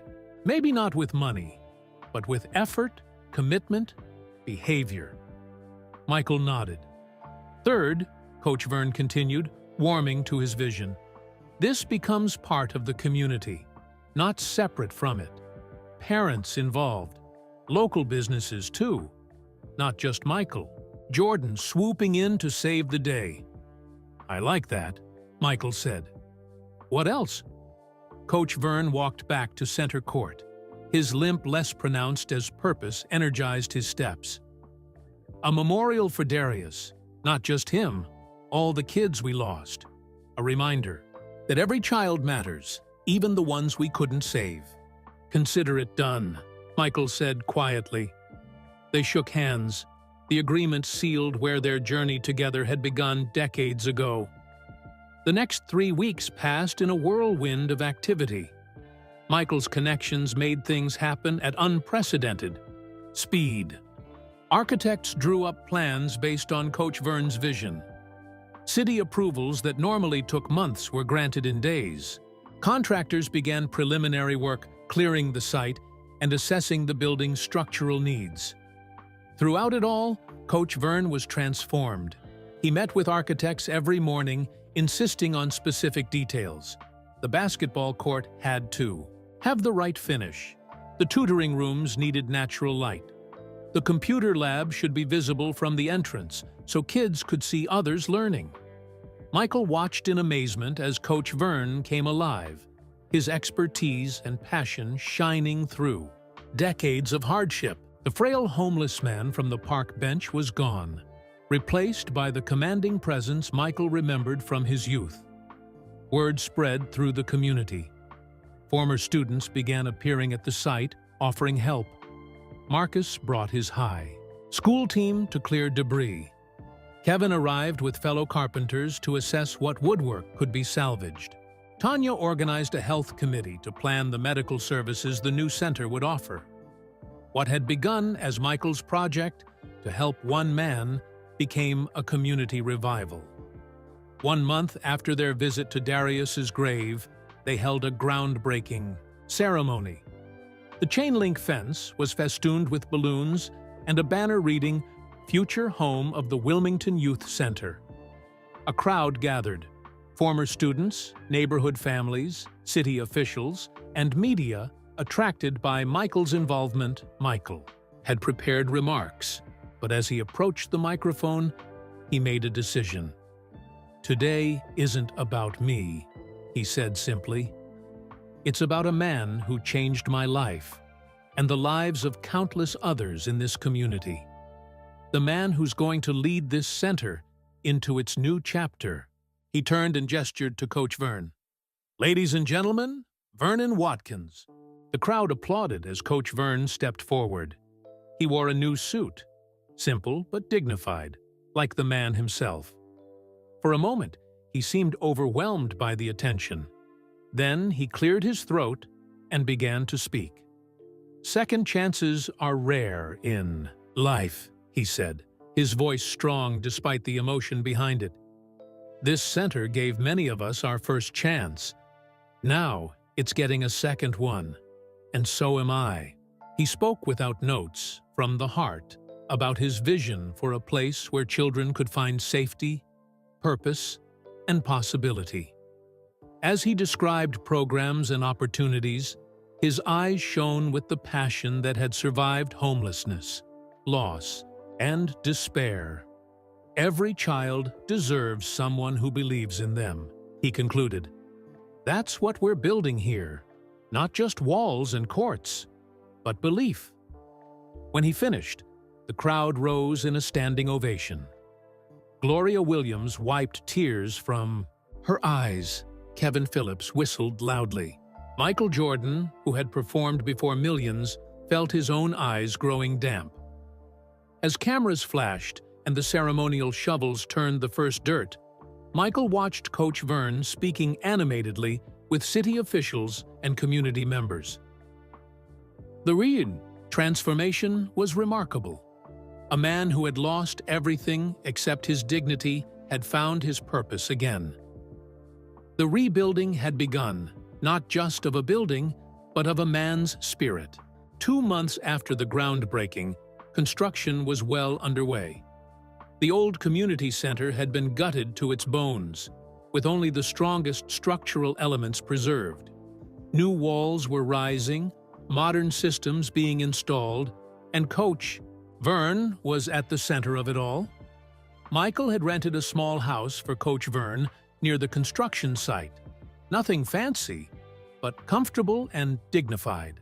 Coach Vern had insisted on paying rent, so Michael had arranged a proper salary for him as the project's community liaison and future director. On a bright Tuesday morning, Michael arrived at the site to find Coach Vern in an intense discussion with the construction foreman. Their voices were raised enough that workers nearby had stopped to watch. "Problem?" Michael asked as he approached. "Tell him, Dale," Coach Vern said, gesturing to the foreman. Dale shifted uncomfortably. "Got a letter from a lawyer yesterday. Cease and desist. Some developer named Harrington is challenging our permits." "On what grounds?" Michael asked. "Says this property should have been put up for public auction," Dale explained. "Claims he had plans to develop it into retail space and luxury apartments." Coach Vern's face was flushed with anger. "Richard Harrington, real estate vulture, been buying up property all over this neighborhood, pushing out families who've lived here for generations." Michael took the letter, scanning its contents. "I'll have my legal team look into this. Keep working for now." But it wasn't just legal challenges. That afternoon, Michael's publicist called with concerning news. "Local papers are running stories, questioning your motives," she explained, "suggesting this is all a publicity stunt for your brand." Some residents are quoted saying the center won't really serve the community, just your image. Michael frowned. Who's behind this? Can't say for sure, she replied, but the quotes are mainly from business owners near the proposed luxury development that would have replaced the center. When Michael shared this with Coach Vern, the older man wasn't surprised. People get suspicious when good things happen here, he said. Too used to broken promises. The next challenge came from within. Coach Vern, who had been working tirelessly, collapsed during a site visit. Michael found him sitting on a stack of lumber, breathing heavily, his left side noticeably weaker than it had been. Just tired, Coach Vern insisted when Michael suggested. The hospital? Humor me, Michael said firmly, helping him to the car. The doctor's assessment was worrying. Coach Vern's blood pressure was dangerously high, and he showed signs of another minor stroke. The doctor recommended rest, reduced stress, and reconsideration of such an intensive project at his age. Not happening, Coach Vern said as they left the hospital. Center needs me. Center needs you alive and well, Michael countered. For days, tensions simmered between them. Michael insisting Coach Vern reduce his hours, Coach Vern refusing to step back. Their hard-won trust began to fray under the pressure. Meanwhile, Richard Harrington escalated his campaign. He appeared on local news, presenting himself as a champion of progress, promising jobs and economic growth that the community center couldn't provide. Mr. Jordan's project, while well-intended, is based on nostalgia, not economic reality, he told reporters. These neighborhoods need investment, not charity. Some community members were swayed by his arguments.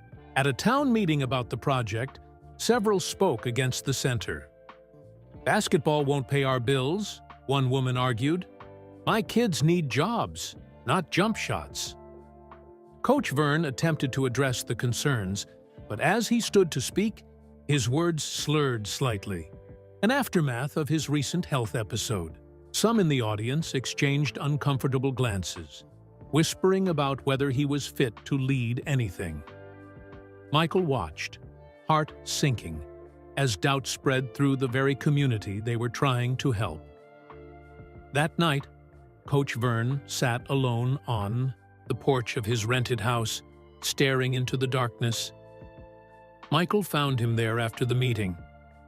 Maybe they're right, Coach Vern said before Michael could speak. Maybe this is all backward-looking. The world's changed. That's the exhaustion.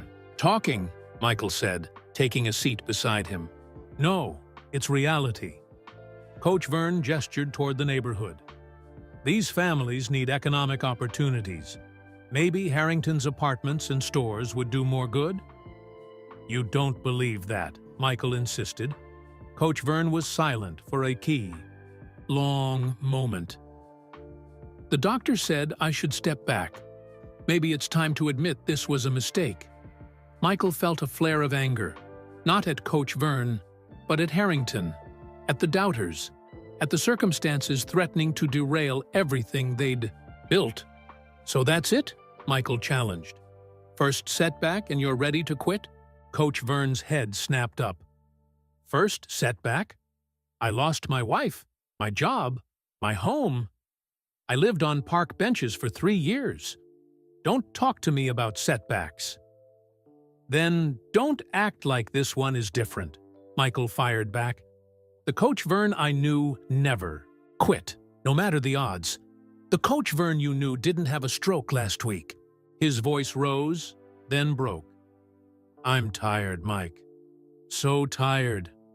The vulnerability in those words cut through Michael's frustration. He saw not the formidable coach of his youth, but an elderly man fighting battles on too many fronts. Health, publics, opinion, legal challenges, and his own demons.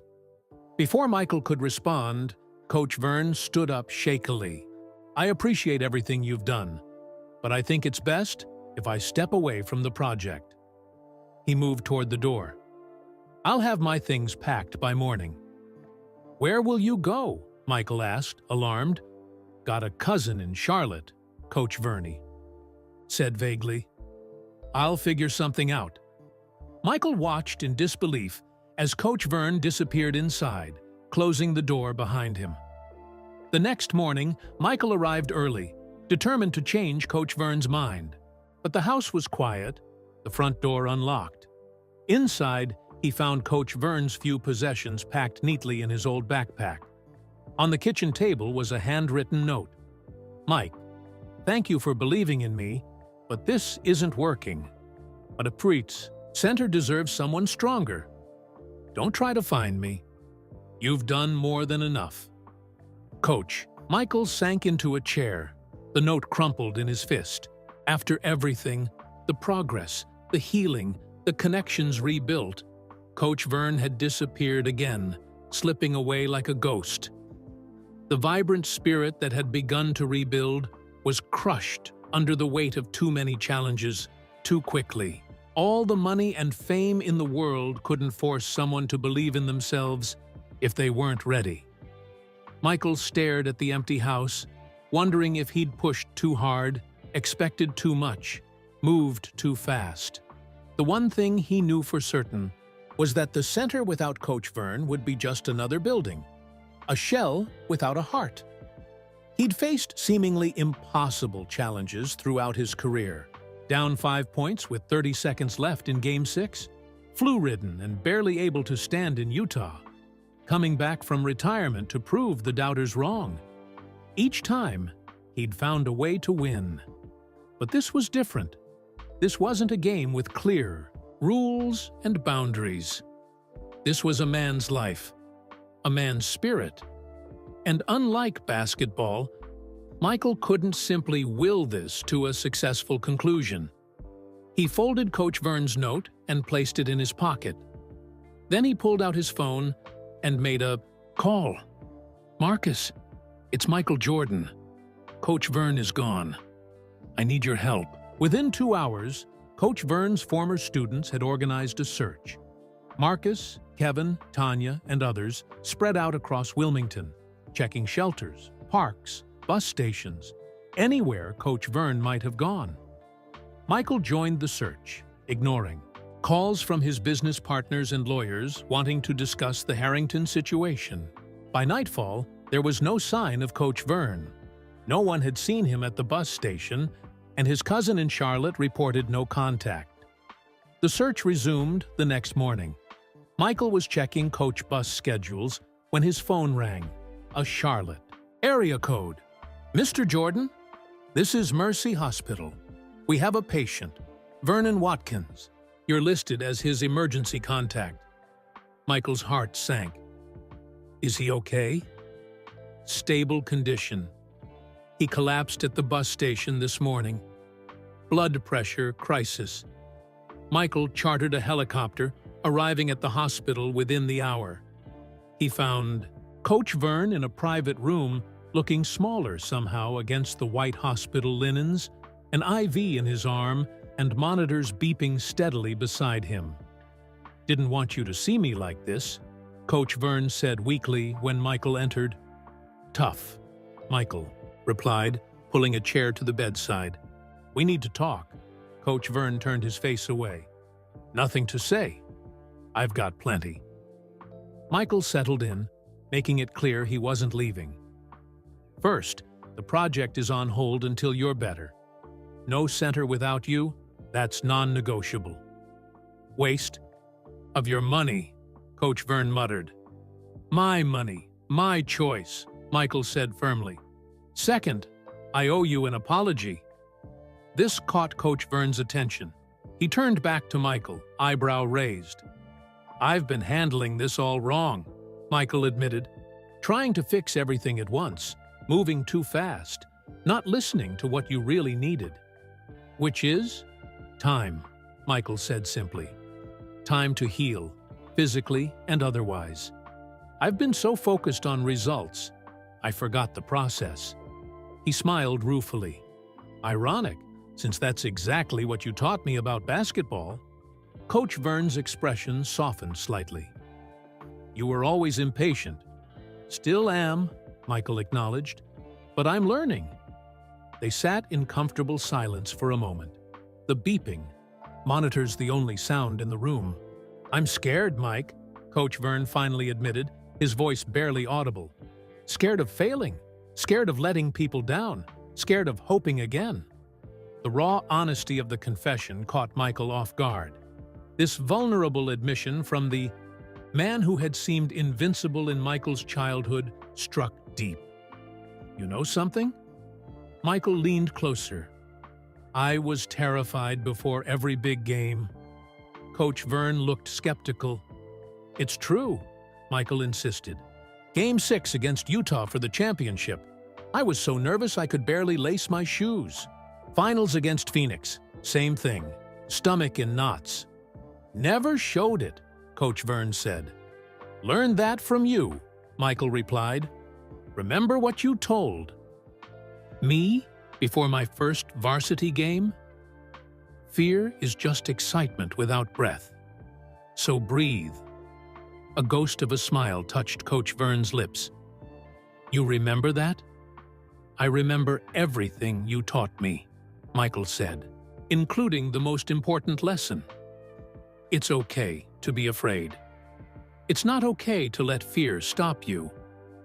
Michael reached into his jacket pocket and pulled out a small, worn notebook. Found this at your place after you left. Didn't mean to pry, but I opened it. Coach Vern's eyes widened in recognition. My coaching journal. There's something in here I need to read back to you. Michael flipped through the yellowed pages until he found what he was looking for. October 15th, 1978. Young Michael Jordan came back to practice today after being cut from varsity. Instead of quitting, he asked what he needed to work on. This kid doesn't know how to give up. That's something I can't teach. It has to come from within. If he keeps that heart, he'll go further than he can imagine. Coach Vern closed his eyes, the words from his past washing over him. You saw something in me that I couldn't see in myself, Michael continued. Now I'm seeing something in you that you can't see. The heart of a champion doesn't fade, Coach. It's still in there. I'm not the man I was, Coach Vern said softly. None of us are, Michael replied. But that doesn't mean we can't still make a difference. He took Coach Vern's hand, the gesture bridging decades of experiences, victories, and losses for both men. Here's my new proposal, Michael said. We slow down. You focus on getting healthy. We redesign the center based on exactly what you think the community needs, jobs included. And we face Harrington and the doubters together, not just with money, but with community support. And if it doesn't work, then we fail trying, Michael said firmly. But I don't think we will, not with both of us in the game. For the first time since his health scare, real determination flickered in Coach Vern's eyes. He struggled to sit up straighter in the hospital bed. One condition, he said, some of his old strength returning to his voice. We do this as partners, not your charity project. Real partners. Done, Michael agreed immediately. Though I should warn you, I'm not always the easiest partner. Coach Vern's laugh was weak but genuine. You think I don't know that? Coached you for 6 years, remember? As they continued talking, making plans, the fear that had driven Coach Vern away began to recede. In its place grew something fragile but essential. Trust. Not just in Michael, but in himself and his own ability to rise again.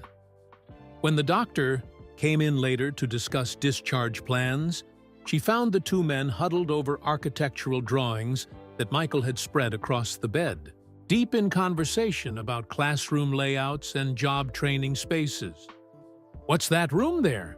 Coach Vern asked, pointing to a sealed space in the building plans that had no label. That, Michael said with a mysterious smile, is something special. Not ready to discuss it yet. Coach Vern raised an eyebrow. Keeping secrets from your partner already? Just one, Michael promised. You'll see it when the time is right. 4 months passed. Winter yielded to spring, and the community center took shape with each passing day.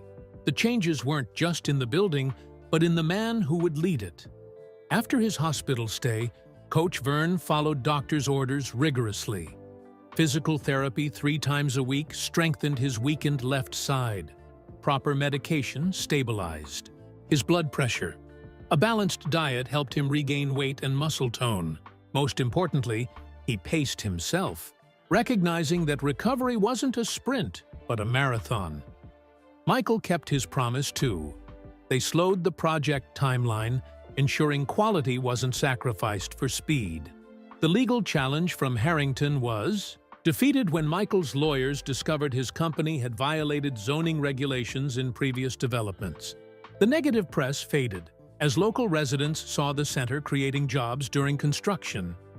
Most significantly, Michael and Coach Vern revised the center's plans based on community input. Job training facilities were expanded. A partnership with the community college would offer certification courses. Small business incubation spaces were added where local entrepreneurs could launch with reduced rent. Basketball opens the door, Coach Vern explained at a community meeting, his voice stronger than it had been in years. But education and opportunity change lives. The mysterious sealed room remained off-limits during construction. Whenever Coach Vern inquired, Michael deflected with a smile. Partners trust each other, remember? On a bright May morning, with the center's grand opening just 1 day away, Michael arrived at Coach Vern's house for their regular breakfast meeting. Coach Vern had moved from the rental to a modest home he'd purchased with his salary as the center's director. Nothing fancy, but it was his, a symbol of his renewed independence. "Big day tomorrow," Michael said as they sat on Coach Vern's front porch with coffee. Coach Vern nodded, a mix of excitement and nervousness on his face. "Hope we're ready?" "We are," Michael assured him. "But there's something I need to show you first." They drove to the center, now a gleaming modern facility that still maintained architectural elements from the original building. The basketball courts were pristine, classrooms fully equipped, computer labs stocked with the latest technology. "Place looks amazing," Coach Vern said as they walked the halls. Hard to believe what it was just a few months ago. Michael led him toward the back of the building, to a section that had been kept locked and covered with tarps during construction. A set of double doors stood closed, with no marking or signage. "Time to see what's behind door number 1, Michael said, pulling out a key. Coach Vern raised an eyebrow. "Finally going to show me your big secret?" "Our big secret," Michael corrected, unlocking the doors but not opening them yet. "Before we go in, I want you to know this was a community effort. Everyone contributed. Your former students, parents, kids from the neighborhood, even some of your old coaching colleagues." Coach Vern's curiosity was piqued. "What is it?" "Something important," Michael said seriously. "Something that needs to be here for the kids who'll come through these doors." He pushed the doors open. The heart of what makes this place special. They stepped into a spacious room with soft lighting and walls painted in warm tones. Coach Vern froze just inside the entrance, his eyes widening as he took in what surrounded them. The room was a carefully designed hall of tribute, not to Michael Jordan, as might have been expected, but to Coach Vernon Watkins and the lives he had touched. Photos covered the walls in a stunning mosaic, hundreds of them, spanning decades. Young basketball players, students receiving tutoring, children just hanging out at the old center. Each photo had a small plaque beneath it, with a name and a brief story. Marcus Phillips, Coach Vern taught me discipline and self-respect. Now, I coach high school basketball. Tanya Johnson. When I got pregnant at 17, Coach Vern made sure I finished school. Now I'm a registered nurse. Kevin Phillips. Coach Vern never gave up on me, even when I was in prison. His letters kept me going. The testimonials continued around the room, each one a life touched, a path altered by Coach Vern's influence. In the center of the room stood a life-sized bronze statue, Coach Vern kneeling beside a young child, showing how to position hands on a basketball. The pose captured everything about his teaching style: patient, hands-on, focused entirely on the child.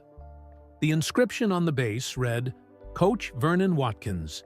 He taught us that heart beats height every day." Coach Vern moved slowly through the space, touching photos, reading names, his eyes filling with tears he didn't try to hide. "So many of them," he whispered.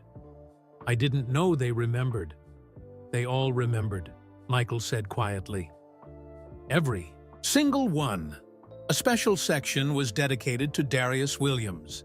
Photos showed his brilliant smile, his incredible talent on the court.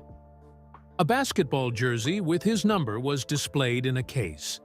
Beneath it, a plaque read, "Some stars burn too briefly, but their light guides us still." Coach Vern stood before this memorial, shoulders shaking slightly. "This is right," he said finally. "He belongs here with the others."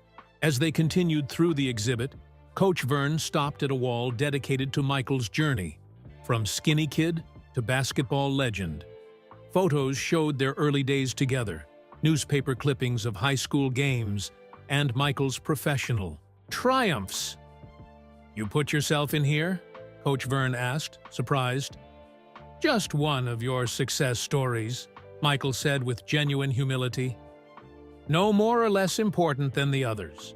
Coach Vern shook his head in wonder, overwhelmed by the scope of what he was seeing. The tangible evidence of a life well lived, of purpose fulfilled through others. "This is what I wanted you to see," Michael said. "Your real legacy. Not just me, all of them." As they completed the circuit of the room, Coach Vern grew quiet, pensive.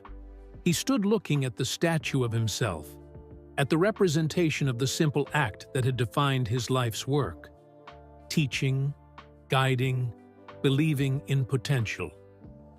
"Thank you for this," he said finally, his voice thick with emotion. "But I need to tell you something important, Mike. Something I've been keeping from you since we reunited." Michael saw a shadow cross Coach Vern's face, a seriousness that went beyond the emotion of the moment. "What is it?" he asked. Coach Vern took a deep breath. "Let's sit down. There's something about me you need to know before tomorrow's opening. I should have told you from the start." Michael felt a chill run through him.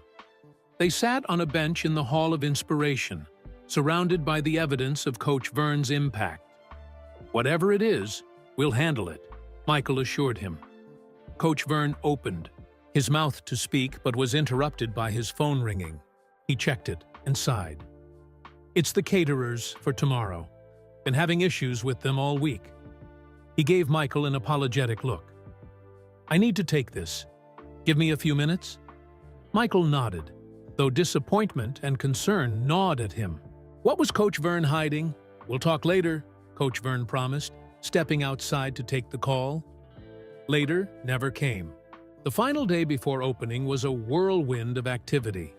Last-minute inspections, media preparations, staff orientation.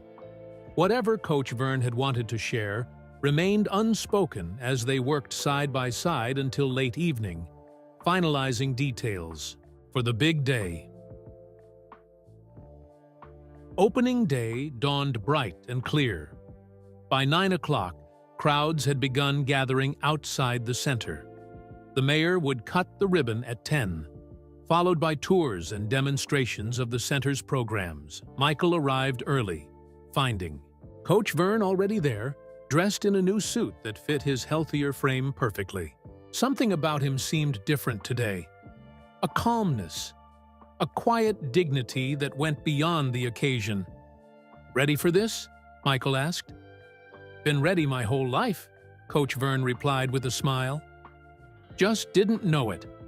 The ceremony exceeded all expectations.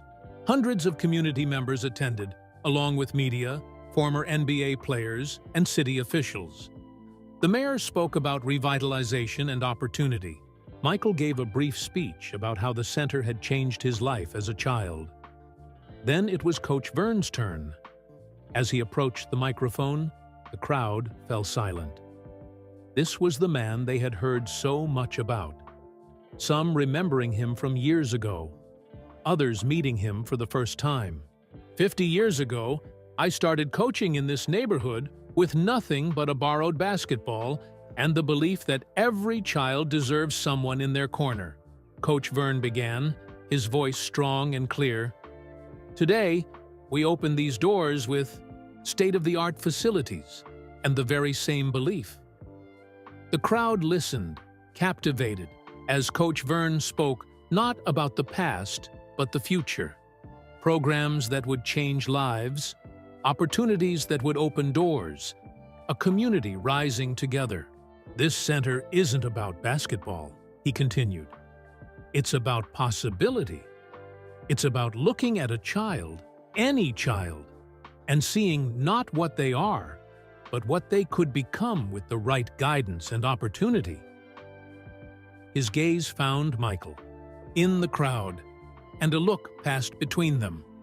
Acknowledgement of the journey that had brought them to this moment.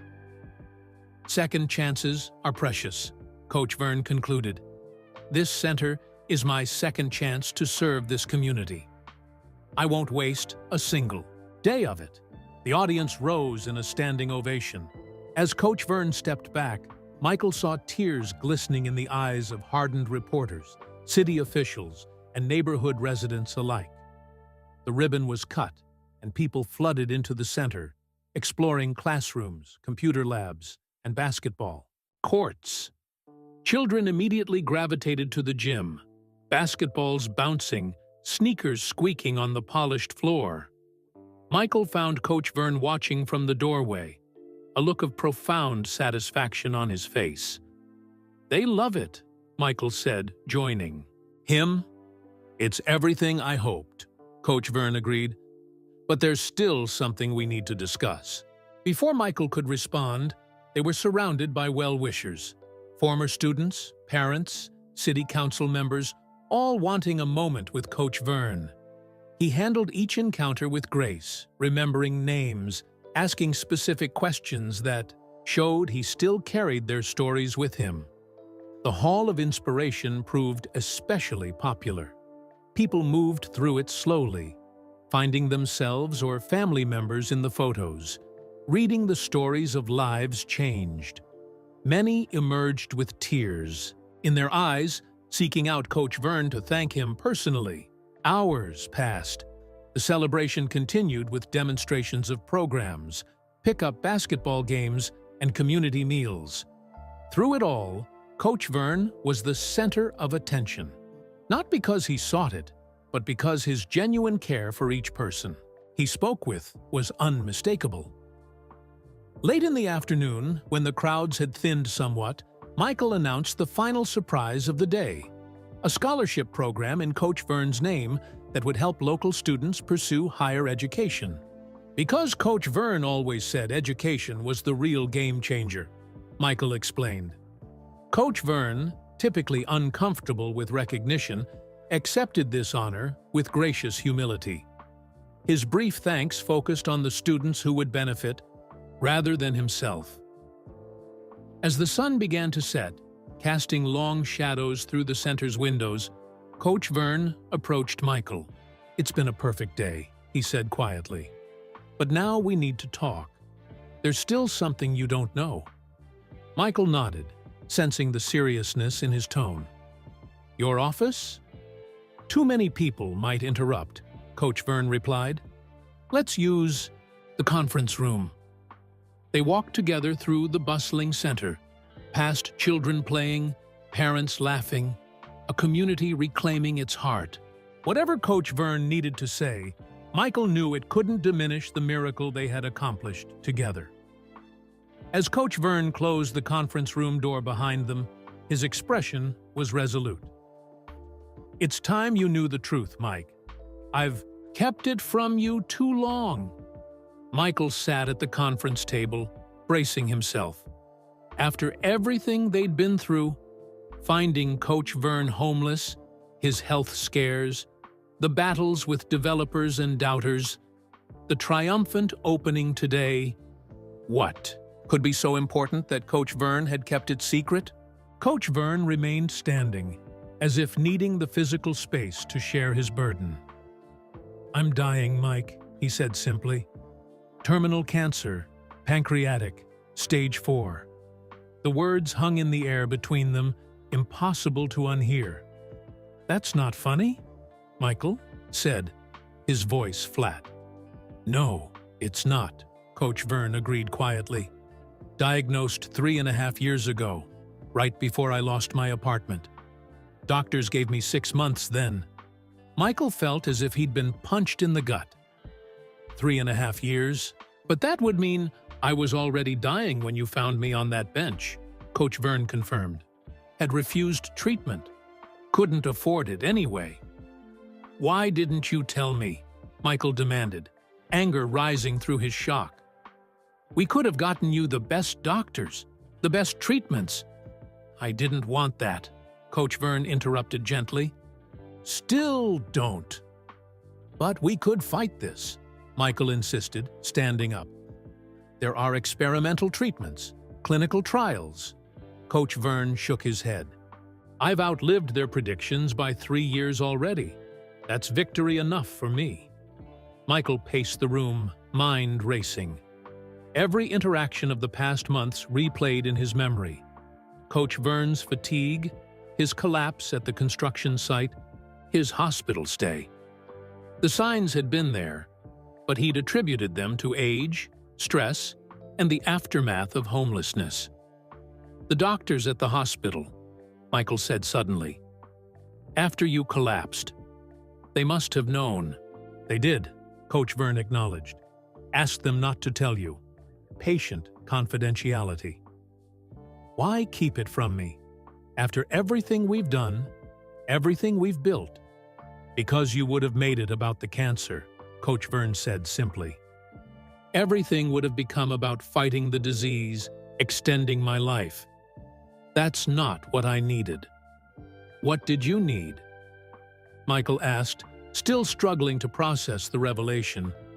Coach Vern gestured toward the window where they could see children playing on the new basketball court. "This. Purpose. Meaning. A chance to finish what I started decades ago." He moved to the table and sat across from Michael. "These last few months have been a gift, Mike. A chance to see my life's work come full circle. To know it will continue after I'm gone." "How long?" Michael asked, his voice barely audible. Coach Vern shrugged. "Doctors are surprised I'm still here. Could be months, could be weeks. The cancer's spreading. Pain's manageable for now, but that won't last." Michael felt tears burning behind his eyes. After all they'd overcome, after Coach Vern had finally found his purpose again, to lose him now seemed unbearably cruel. "I don't accept this," Michael said, his competitive nature rising to the surface. "We'll fight it. I have connections, resources." "Mike," Coach Vern said, his voice firmer now, "listen to me. I've made my peace with this. I'm not afraid anymore." The certainty in Coach Vern's eyes stopped Michael's protests. This wasn't a man in denial or giving up. This was a man who had made his choice with clear-eyed acceptance. "I didn't tell you because I didn't want your pity," Coach Vern continued. "And I didn't want this project to become a last wish for a dying man. It needed to be about the kids, the community, the future, not about me. Michael sat back down, the fight leaving him as quickly as it had come. Does anyone else know? No one, Coach Vern replied, and I'd like to keep it that way for now. Let today be about celebration, not sorrow. They sat in silence for a moment, the sounds of the center. Children laughing, basketballs bouncing, community members chatting, filtering through the closed door. I understand why you kept it secret, Michael finally said, but I wish I'd known. Would it have changed anything? Coach Vern asked. Would you have done anything differently? Michael considered the question honestly. I would have pushed harder for treatments. Exactly, Coach Vern nodded. And I would have resisted. Wasted precious time arguing about something that can't be changed. He leaned forward, his eyes clear and direct. I didn't want to spend my final days in hospitals, Mike. I wanted to spend them here, building something that matters. Michael looked at his mentor, seeing him with new eyes, not as someone who needed saving, but as someone teaching him one final, profound lesson about how to face the inevitable with dignity and purpose. The center isn't just your gift to me, Coach Vern said softly. It's my gift to you, too. How do you figure that? Michael asked. You've achieved everything in basketball, in business, multiple lifetimes of success. Coach Vern gestured around them. But this place connects you to something bigger than fame or fortune. It roots you in what matters, helping others find their way, just as I helped you find yours. The wisdom in those words struck Michael deeply. All his life, he had been driven to win, to prove himself the best. Yet here was Coach Vern, facing death, showing him a different kind of victory. One measured not in points scored or dollars earned, but in lives touched. I'm not ready to lose you, Michael admitted, his voice breaking slightly. Not when I just found you again. Coach Vern reached across the table and took Michael's hand, his grip still surprisingly strong. You're not losing me, he said firmly. Everything I am, everything I believe, will live on through this place, through you, through every kid who walks through those doors. Outside, the sounds of the celebration continued. A community reborn, possibilities unfolding. Inside the quiet conference room, two men faced a different reality with shared courage. Don't be sad for me, Mike, Coach Vern said, seeing the grief in Michael's eyes. I've had more life these past months than most people get in years. Seeing this dream realized has already given me more time than any medical treatment could. He squeezed Michael's hand once more before releasing it. Heart beats height any day, Michael. His eyes were peaceful, his smile genuine. And your heart just beat the greatest height of all. And that's the story of Michael Jordan and his childhood mentor, Coach Vernon Watkins. A powerful reminder that sometimes our greatest impact comes not from the heights we reach, but from lifting others along the way. I'd love to know where you're listening from. Drop your location in the comments below. If this story touched your heart, please hit that like button to help spread a little kindness today. And if you enjoyed this emotional journey, don't miss the video appearing on your screen right now for another inspiring story that might just change your perspective. Thanks for listening, and remember, heart beats height any day.